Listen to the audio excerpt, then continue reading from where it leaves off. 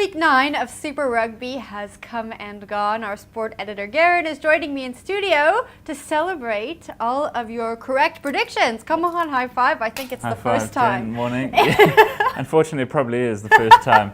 The good news is, Rob and I last week, we predicted all the 3 South African results. The bad news is we did predict 2 defeats. Yes. So, unfortunately, there's good and bad news from the South African point. The home team. We went against the Bulls and the Cheetahs, and we were correct in both occasions, unfortunately. So the first game was on Friday morning. It was the Bulls on their tour of New Zealand at the moment. They played against the Highlanders.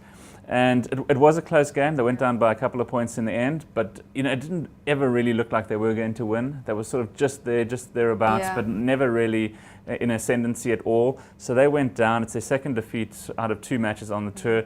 Worrying from a South African point of view, we've now played 10 matches overseas and we've lost all 10. Jeez. There are a total of 20 matches, so we're halfway and we've yet to win. So maybe we'll win the next 10. I don't think so. I'd like to think we'll win a couple at least, but if you look at the remaining fixtures, the Bulls now move over to Australia. They've got to play the Waratahs and the Force, who are both doing fairly well, and then the Lions have to travel. I don't see them winning any of their games, so it's really be down to the Sharks, who are the last South African team to travel. They're obviously top of the log. We'll talk about them more later, but they've got to play 4 matches. So if anyone's going to win, I think it's going to be the Sharks, but that's with no degree of certainty either, because it is a lot more difficult away from home. So the Bulls went down. They picked up a bonus point for losing by 7 or less. So not fantastic. They've dropped out of the top 6 playoff spots. So they're down in 7th at the moment. So they're not looking great. Picking up a couple more injuries. Flip van der Merwe, their captain, he went off with what looked like an arm injury. So not great as they prepare for the Waratahs in Sydney next weekend. But, to be expected, as we predicted, it's tough on tour, and the third week, as Rob often mentioned, is the toughest match to play. You've now sort of reached the second half, you've lost a couple of games, you're missing home, the comforts of your own bed, all the small things just add up. So not looking good for them, but as predicted, they went down. Okay, so that's correct prediction number 1. Now 2 and 3 came on Saturday evening. Let's talk about the second. Correct. Okay, the second game. So that was the Cheetahs at home against the Crusaders, and the Crusaders had beaten the Lions the week before. They scored plenty of tries, high-scoring game, and that was exactly the same as the second game in Bloemfontein. I think both Rob and I predicted it would be a high-scoring game.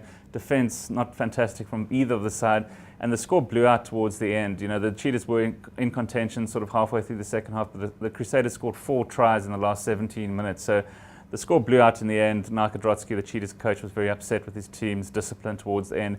They sort of ran out of puff. It seems to be like a common tendency now with South African teams. They just can't compete for the 80 minutes. They, up until halftime, they find the 10, 15-minute halftime break, rejuvenates them, and they're competitive again for the next 20. But that last 20 minutes, they're just downhill. And the New Zealand teams that are in South Africa at the moment, they seem to be incredibly fit, and they run away with things sort of in the last 20 minutes. And the altitude's seemingly not playing much of a part at the moment. They seem to have overcome that. Obviously, year after year that they travel, they're now used to that. And they're running away with the matches in the last couple of minutes, picking up the bonus point tries, which is key. So the Crusaders back on track. They started slowly this year, but they've got so much experience, and they've got some key players coming back for them now in the next couple of weeks. So they're up to just outside the playoff spots. But I expect them to sort of break into the playoffs in the next couple of weeks, and will be a threat in the remaining matches this year. For the Cheetahs, second last in the log, their playoff hopes are dead and buried, if you like. They really now can only play spoilers for the rest of the South African teams to sort of beat their opponents that come to Bloemfontein, because again, they're finished with their tour, but they won't be much of a threat otherwise. Now, is this problem of the players running out of huff a training issue?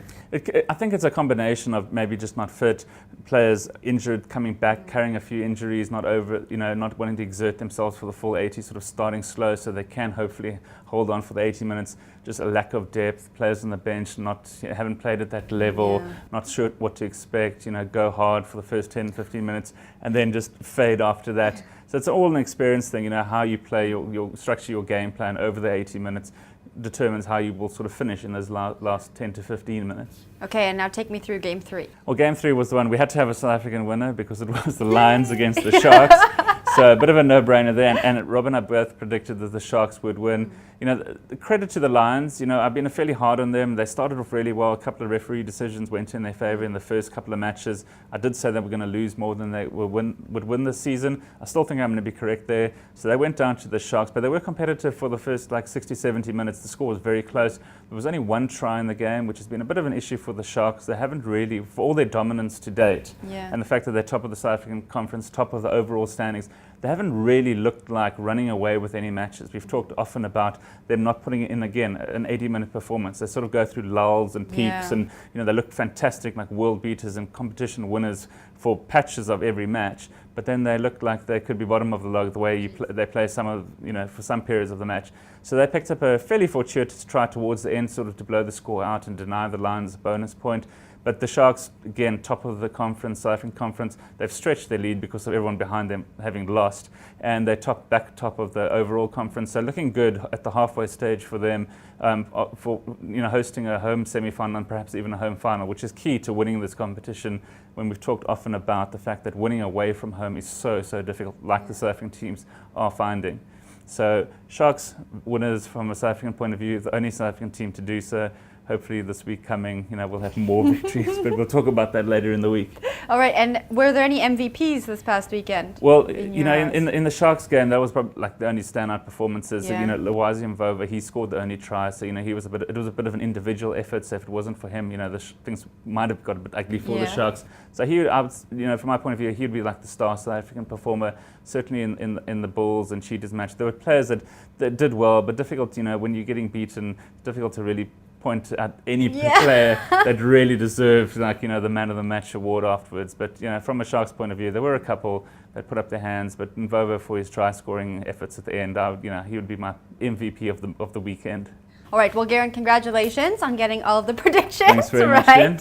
Now I know you do live updates and people can share photos from the games on the weekend. How can they do that? Yeah, if you were at any of the games this weekend, certainly send through your pictures to mysport@sport24.co.za. We've got a gallery up already, looking fantastic. We'd love to add your pictures. And if you did take part in Super Brew, then certainly see how we did and compare yourself to us. Thanks.